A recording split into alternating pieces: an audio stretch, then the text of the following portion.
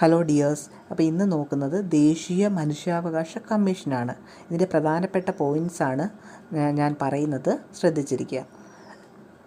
Okay, അപ്പം മനുഷ്യാവകാശം സംരക്ഷിക്കാൻ വേണ്ടി ഇന്ത്യയിൽ നിലവിൽ വന്ന ഒരു കമ്മീഷനുണ്ട്, ദേശീയ മനുഷ്യാവകാശ കമ്മീഷൻ. അപ്പം ഇത് 1993 ഒക്ടോബർ 12 ഇതൊരു നിയമപരമായ ഒരു സ്ഥാപനം ആയി ഇത് ഇന്ത്യയിൽ നിലവിൽ വന്നത്. ദേശീയ മനുഷ്യാവകാശ കമ്മീഷൻ്റെ ആസ്ഥാനം ചോദിച്ചാൽ ഇപ്പോൾ ഫരീദ് കോട്ട് കേട്ടോ. മുൻപ് മാനവ അധികാർ ഭവൻ, അതായത് സർദാർ പട്ടേൽ ഭവൻ എന്നൊക്കെ അറിയപ്പെട്ടിരുന്നു. ഇപ്പം ഇത് ഫരീദ് കോട്ട്, ന്യൂഡൽഹി. ഇന്ത്യയിലെ മനുഷ്യാവകാശങ്ങളുടെ കാവൽക്കാരൻ എന്ന് അറിയപ്പെടുന്നത് ദേശീയ മനുഷ്യാവകാശ കമ്മീഷനാണ്. ഇന്ത്യയിലെ മനുഷ്യാവകാശങ്ങളുടെ കാവൽക്കാരൻ എന്ന് അറിയപ്പെടുന്നു. കമ്മീഷൻ്റെ ഒരു ആപ്തവാക്യമുണ്ട്. സർവ ഭവന്തു സുഖിന. സർവ ഭവന്തു സുഖിന എന്നാണ് കമ്മീഷൻ്റെ ആപ്തവാക്യം. ഓക്കെ, ദേശീയ മനുഷ്യാവകാശ കമ്മീഷനിലെ ചെയർപേഴ്സണും അംഗങ്ങളും അവരെ നിയമിക്കുന്നതും പിൻവലിക്കുന്നതും പ്രസിഡൻ്റാണ്. അപ്പം ചെയർപേഴ്സണുണ്ട്, അംഗങ്ങളുണ്ട്. അവരെ നിയമിക്കുന്നതും പിൻവലിക്കാനും അധികാരമുള്ളത് പ്രസിഡൻറ്റിനാണ്. കമ്മീഷനിലെ ഘടനയാണ് നമ്മൾ അടുത്തത് നോക്കുന്നത്. കമ്മീഷൻ്റെ ഘടന: ചെയർപേഴ്സൺ 5 മുഴുവൻ സമയ അംഗങ്ങൾ, 7 അംഗീകൃത അംഗങ്ങളുമുണ്ട്. അതായത് ചെയർപേഴ്സണും 5 മുഴുവൻ സമയ അംഗങ്ങൾ, അതായത് 6 പ്ലസ് 7 പേര് അംഗീകൃത അംഗങ്ങളും ഉണ്ട്. ഓക്കെ, ദേശീയ മനുഷ്യാവകാശ കമ്മീഷനിലെ ചെയർമാൻ ആകാനുള്ള യോഗ്യതയാണ് പറയുന്നത്. സുപ്രീം കോടതി ചീഫ് ജസ്റ്റിസ് അല്ലെങ്കിൽ സുപ്രീം കോടതി ജഡ്ജി പദവിയിൽ നിന്ന് വിരമിച്ച വ്യക്തി. സുപ്രീം കോടതിയിലെ ചീഫ് ജസ്റ്റിസ് അല്ലെങ്കിൽ സുപ്രീം കോടതി ജഡ്ജി ഈ പദവിയിൽ നിന്ന് വിരമിച്ച വ്യക്തിയായിരിക്കണം. ഓക്കെ, ഇനി നമുക്കിനി 6 അംഗ സമിതി, അതിലാരൊക്കെ ഉൾപ്പെടുന്നു? താഴെ പറയുന്ന 6 അംഗ സമിതിയുടെ ശുപാർശ പ്രകാരം ആണ് രാഷ്ട്രപതിയാണ് അവരെ നിയമിക്കുന്നത്. അപ്പം ആ 6 അംഗ സമിതിയിൽ ഇവരെ നിയമിക്കുന്ന ഒരു 6 അംഗ സമിതിയുണ്ട്. അതിൽ ആരൊക്കെയാണെന്ന് നോക്കാം.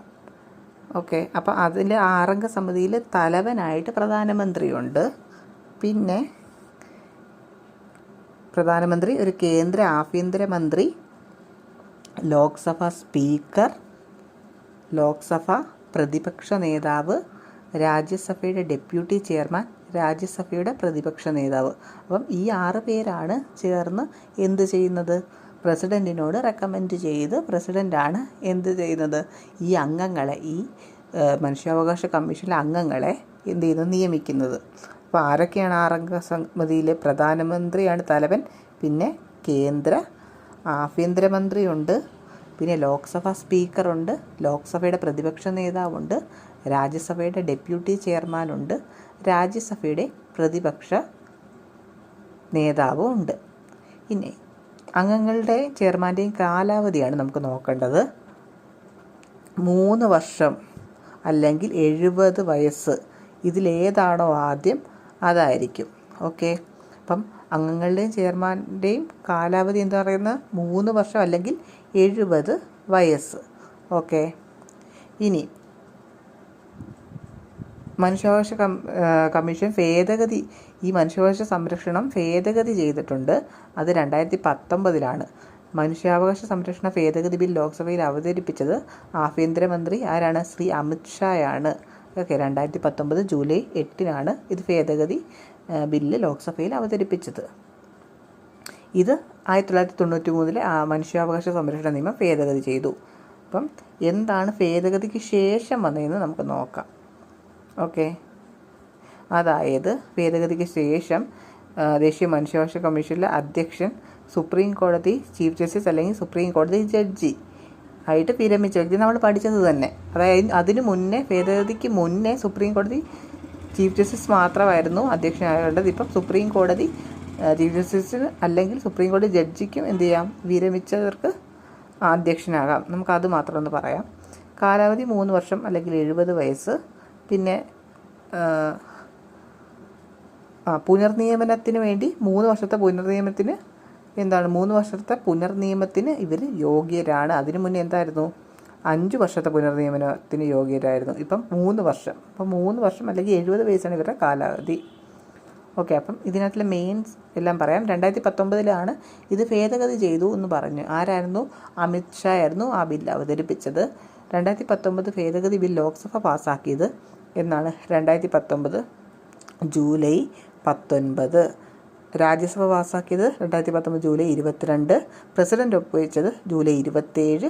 നിലവിൽ വന്നത് 2019 ഒക്ടോബർ 2. അപ്പം ഭേദഗതി ബിൽ, മനുഷ്യാവകാശ സംരക്ഷണ ഭേദഗതി ബിൽ നിലവിൽ വന്നത് 2019 ഒക്ടോബർ 2 ഇത് ഓർത്ത് വെക്കുക. അടുത്തത് പോവാം. അടുത്ത ദേശീയ മനുഷ്യാവകാശ കമ്മീഷൻ ഭേദഗതി പ്രകാരം ഇതിലെ എക്സ് ഒഫീഷ്യോ അംഗങ്ങൾ ഇല്ലേ, ഞാൻ പറഞ്ഞു എക്സ് ഒഫീഷ്യോ അംഗങ്ങൾ 7 പേരുണ്ടെന്ന് പറഞ്ഞല്ലേ, അതൊക്കെ നമുക്ക് നോക്കാം ആരൊക്കെയാണ്. ദേശീയ പട്ടികജാതി കമ്മീഷൻ ചെയർമാൻ പേഴ്സൺ ഇതിൽ അംഗമാണ്. ദേശീയ പട്ടികവർഗ കമ്മീഷൻ ചെയർപേഴ്സൺ ഉണ്ട്. ദേശീയ പിന്നോക്ക വിഭാഗ കമ്മീഷൻ ചെയർപേഴ്സൺ ഉണ്ട്. ന്യൂനപക്ഷ കമ്മീഷൻ ചെയർപേഴ്സൺ ഉണ്ട്. വനിതാ കമ്മീഷൻ ചെയർപേഴ്സൺ ഉണ്ട്. Chief commission for person with ഡിസബിലിറ്റീസിലുണ്ട്. ഇനി NCPCR ചെയർപേഴ്സൺ, അതായത് NCPCR എന്താണ്? നാഷണൽ ചൈൽഡ് പ്രൊട്ടക്ഷൻ്റെ അതിൻ്റെ ചെയർമാനും ഇതിലുണ്ട് കേട്ടോ. അപ്പം ഈ 7 പേര് ഉണ്ട്.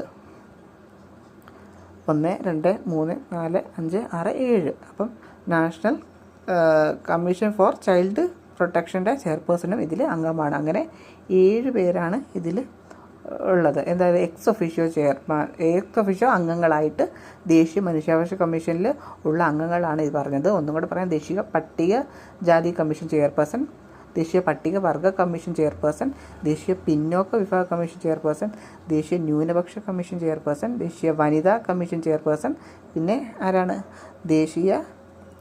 അതായത് ചീഫ് കമ്മീഷൻ ഫോർ ഡിസബിലിറ്റീസ് ഇല്ലേ, അതായത് ഭിന്നശേഷിക്കാരുടെ അതിൽ ചെയർപേഴ്സൺ ഉണ്ട്. പിന്നെ children's protection, national commission for children's ഇല്ലേ, ചിൽഡ്രൻസ് പ്രൊട്ടക്ഷന് വേണ്ടിയുള്ള ചെയർപേഴ്സണും ഇതിനകത്ത് അംഗമാണ്. അടുത്ത് നോക്കാം. ഇനി ഇവർക്ക് അധികാരങ്ങൾ എന്തൊക്കെയാണെന്ന് നോക്കാം. ഇതൊരു സിവിൽ കോടതിയുടെ അധികാരമുള്ള ഒരു കമ്മീഷനാണ് ഇത് ഇവർക്ക് എന്ത് ചെയ്യാം? നഷ്ടപരിഹാരം നൽകാൻ ശുപാർശ ചെയ്യാൻ അധികാരമുണ്ട്. നഷ്ടപരിഹാരം നൽകാൻ ശുപാർശ ചെയ്യാം. മനുഷ്യാവകാശ ലംഘനവുമായി ബന്ധപ്പെട്ട് എന്ത് ചെയ്യാം?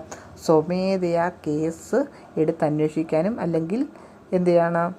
ഒരു നിവേദനം സ്വീകരിച്ചതിന് ശേഷം അന്വേഷിക്കാനും ഇവർക്ക് അധികാരമുണ്ട്. മനുഷ്യാവകാശ ലംഘനം സംബന്ധിച്ച ആരോപണങ്ങൾ ഉൾപ്പെടുന്ന ഏത് ജുഡീഷ്യൽ നടപടികളിലും ഇടപെടാൻ ഇവർക്ക് അധികാരമുണ്ട്. അതായത് എന്താണ്? സർക്കാർ നിയന്ത്രണത്തിലുള്ള ജയിലോ അങ്ങനെ മറ്റ് സ്ഥാപനങ്ങൾ സന്ദർശിക്കാനും തടവുകാരുടെ ജീവിത സാഹചര്യങ്ങൾ കാണാനുമുള്ള അവകാശങ്ങളൊക്കെ ഇവർക്ക് ഉണ്ട്. ഇനി ഇവരുടെ പ്രവർത്തനങ്ങൾ നോക്കാം. സമൂഹത്തിലെ വിവിധ വിഭാഗങ്ങൾക്കിടയിൽ മനുഷ്യാവകാശങ്ങൾ, അതിൻ്റെ സംരക്ഷണത്തിനുള്ള സംവിധാനങ്ങൾ എന്നിവയെക്കുറിച്ചുള്ള അവബോധം പ്രചരിപ്പിക്കുന്നു. പിന്നെ മാധ്യമങ്ങൾ, സെമിനാറുകൾ, മറ്റു മാർഗങ്ങൾ ഇതിനായി NHRC ഉപയോഗപ്പെടുത്തുന്നു. പിന്നെന്താണ്? NHRC വാർഷിക റിപ്പോർട്ട് സമർപ്പിക്കുന്നത് ആർക്കാണ്? രാഷ്ട്രപതിക്കാണ്. ഇനി NHRCക്ക് കുറച്ച് പരിമിതികളുണ്ട്, അത് നമുക്ക് നോക്കാം. സ്വകാര്യ കക്ഷികളുടെ മനുഷ്യാവകാശ ലംഘനത്തിനെതിരെ നടപടി സ്വീകരിക്കാനാവില്ല. അതൊരു പരിമിതിയാണ് കേട്ടോ. സ്വകാര്യ കക്ഷികളുടെ മനുഷ്യാവകാശ ലംഘനത്തിനെതിരെ നടപടി സ്വീകരിക്കാനാവില്ല. പിന്നെന്താ? NHRC ശുപാർശ ചെയ്യുന്ന ഉത്തരവുകൾ നടപ്പിലാക്കാത്ത അധികാരികളെ ഇവർക്ക് ശിക്ഷിക്കാൻ ആകില്ല കേട്ടോ. പക്ഷേ ഇവർക്ക് മറ്റ് അവസ്ഥകൾ മനസ്സിലാക്കാനും ഓർഡർ കൽപ്പിക്കാനും ഇല്ലേ, അങ്ങനെ ഇത് ചെയ്യാനും അവകാശമുണ്ട്. അത് നമ്മൾ നേരത്തെ പറഞ്ഞായിരുന്നു. സ്വമേധയാ കേസെടുത്ത് അന്വേഷിക്കാനും മനുഷ്യാവകാശ ലംഘനമായി സ്വമേധയാ കേസെടുത്ത് അന്വേഷിക്കാനും അല്ലെങ്കിൽ ഒരു നിവേദനം സ്വീകരിച്ച ശേഷം അന്വേഷിക്കാനും ഇവർക്ക് അധികാരമുണ്ട്. പക്ഷേ അധികാരികളെ ശിക്ഷിക്കാനാവില്ല. സായുധ സേനയുമായി ബന്ധപ്പെട്ട് കേസുകളിൽ ഇവർക്ക് പരിമിതികളുണ്ട്. ഓക്കെ, ഇനി നമുക്ക് സംസ്ഥാന മനുഷ്യാവകാശ കമ്മീഷനാണ് നോക്കേണ്ടത്. സംസ്ഥാന മനുഷ്യാവകാശ കമ്മീഷൻ നിലവിൽ വന്നത് 1998 ഡിസംബർ 11 ആസ്ഥാനം തിരുവനന്തപുരം. ഓക്കെ, ഒരു ചെയർമാനും 2 അംഗങ്ങളും ഉൾപ്പെടുന്നതാണ് കമ്മീഷൻ.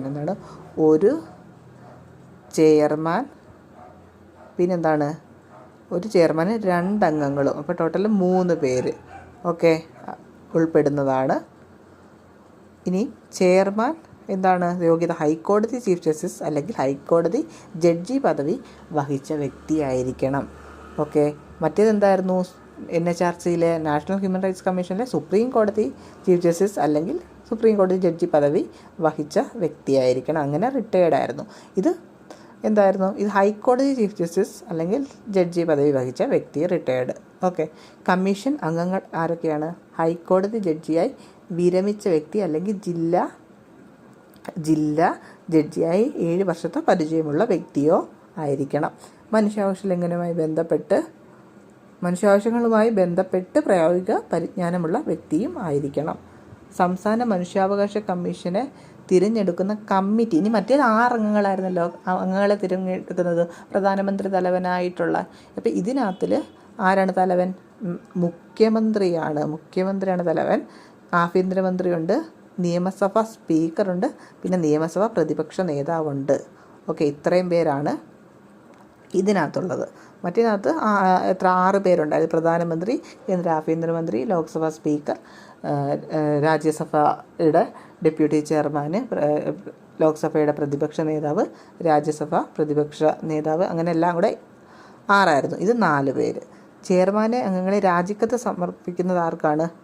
ഗവർണർക്കാണ്. എന്നാൽ ചെയർമാനെ അംഗങ്ങളെ നീക്കം ചെയ്യുന്നത്, ഇതോർത്തോണേ, ചെയർമാനും അംഗങ്ങളും നീക്കം ചെയ്യാനുള്ള അവകാശം രാഷ്ട്രപതിക്കാണ്.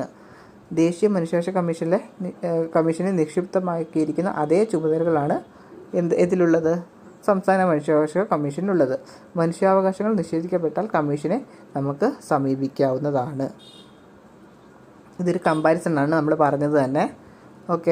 അപ്പം ഇതിനകത്ത് എന്താണ് മെയിനായിട്ട്? ആദ്യ ചെയർമാൻ ആരായിരുന്നു? രംഗനാഥ മിശ്രയായിരുന്നു, NHRCയിലെ രംഗനാഥ മിശ്ര. എന്നാൽ സംസ്ഥാന മനുഷ്യാവകാശ കമ്മീഷനിലെ ആദ്യ ചെയർമാൻ ആരാ? M പരീത് പിള്ളയാണ്. പരീത് പിള്ള. ആദ്യ മലയാളി ചെയർമാൻ NHRCയിലെ KG ബാലകൃഷ്ണനാണ്. എന്നാൽ അത് ഇതിനകത്തിൽ അറിയാലോ, മലയാളിയാണ് M പരീത് പിള്ള. അപ്പം അത്രയും നമുക്ക് മനസ്സിലായല്ലോ. ഇനി നിലവിലെ NHRCയിലെ ചെയർമാനും KSHRC ചെയർമാനും ആരാണെന്ന് നിങ്ങൾ കമൻറ്റ് ബോക്സിൽ രേഖപ്പെടുത്തുക. അപ്പം ക്ലാസ്സുകളെല്ലാം ഇഷ്ടമായെന്ന് വിശ്വസിക്കുന്നു. നിങ്ങൾ കൂടുതൽ നിങ്ങൾക്ക് ഇതിനെപ്പറ്റി എല്ലാം അറിയണോ എന്നുണ്ടെങ്കിൽ, ഏതൊക്കെ ടോപ്പിക്ക് വേണമെന്നുണ്ടെങ്കിലും ഈ ചാനൽ സബ്സ്ക്രൈബ് ചെയ്ത് എന്ത് ചെയ്യണം? കമൻറ്റ് ചെയ്യുക. അതുപോലെ ലൈക്കും ചെയ്ത് സപ്പോർട്ട് ചെയ്യുക. Thank you.